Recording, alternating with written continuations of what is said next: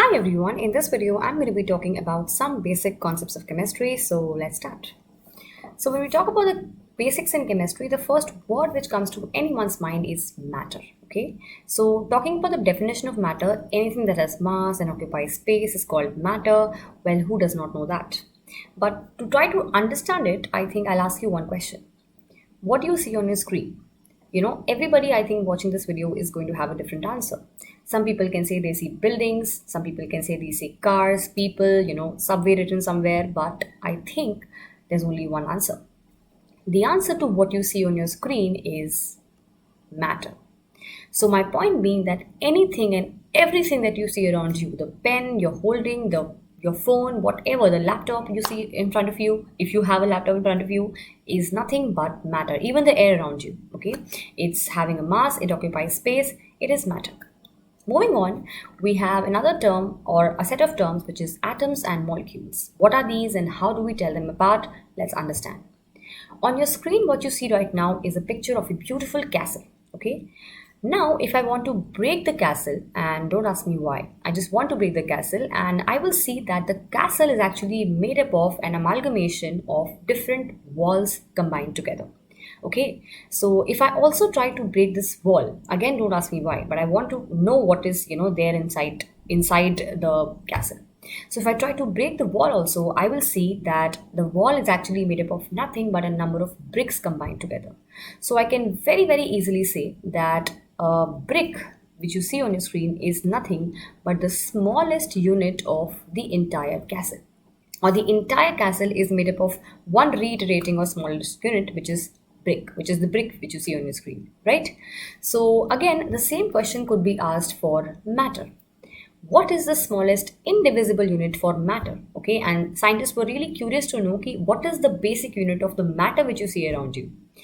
This question was first, asked by a Greek philosopher who was called Democritus.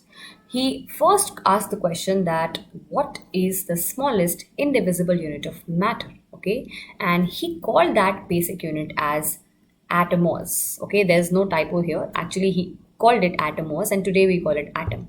So the idea basically was that if we keep dividing matter into smaller parts, then we are going to reach a point which is not further divisible, and that point is called atom. Okay, so the idea is that the basic building block of chemistry is nothing but atom.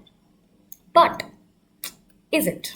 Okay, because today, now we know, after all the research and everything which has happened in the field of science, we know that atom is actually not indivisible, but it's actually very much divisible into not one but three subatomic particles, okay, which is, I guess everybody knows, is electrons, protons and neutrons. Okay, electron is having a charge of -1, proton is having a charge of +1, and neutron, well, is a neutral species.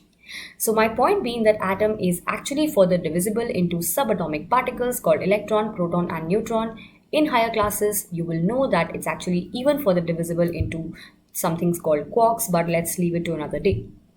Now, on the same lines, there was a scientist whose name was John Dalton, and he gave a beautiful theory called Dalton's atomic theory. Now, this theory was well rejected, and the reason was the first point which you see on your screen.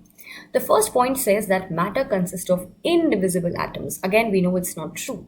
Matter consists of quite divisible atoms, and those atoms are divisible into subatomic particles. Again, the same thing, and I think you know why the theory was rejected.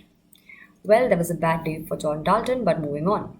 Now we have to know what is matter, and there are two kinds of classifications of matter. The first classification is on the basis of physical form, okay? Physical form meaning, the way you see it, the way it's visible to you, okay?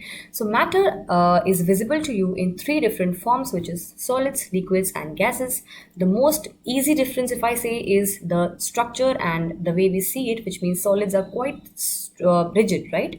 The reason being that the bonds are quite strong. The atoms or the molecules by which the solid are made are quite tightly held with each other, and that's why solids are rigid. Liquids, on the other hand, are quite flowy. They are not rigid, okay, and because the bonds are quite weaker. And the gases, we know that are quite flowy, not at all rigid, which means the bonds are very, very weak, right? We will study in detail about solids, liquids and gases once we get the chance to, but That's not today. That's not happening today. So matter is having a second classification which is on the basis of macroscopic level. Okay. So on the basis of macroscopic level, matter is classified into mixtures and pure substances. Okay. So if we talk about pure substances, we can see that there are two pictures on your screen. The first picture is of copper metal. Okay. So the first picture is actually of copper metal, and not one, not two, but millions and trillions of copper atoms. Okay, I just write the word atom here. So copper atoms combine together to form this amount of copper which you see on your screen. The second picture is of a glass of water. Okay, so not one, not two, but millions and trillions of water molecules combine together to form this amount of water which you see on your screen. So pure substances are classified into two parts, which is elements and compounds. In case of element, the basic repeating unit is actually an atom, in this case copper atom. And in case of compounds, the basic repeating unit is actually a molecule, in this case a water molecule. For mixtures, again, there are two kinds of mixtures. The first one is a mixture of salt and water, and we very clearly know that salt and water do mix with each other. They are quite soluble into each other, and we cannot physically see a difference between the solute and solvent in this case, and that kind of mixture is called a homogeneous mixture. Whereas the other mixture, as you can see, is a mixture of water and oil. Everybody knows that they do not mix with each other, they are not soluble with each other, so we can physically see the separation between these two, and this kind of mixture is called a heterogeneous mixture.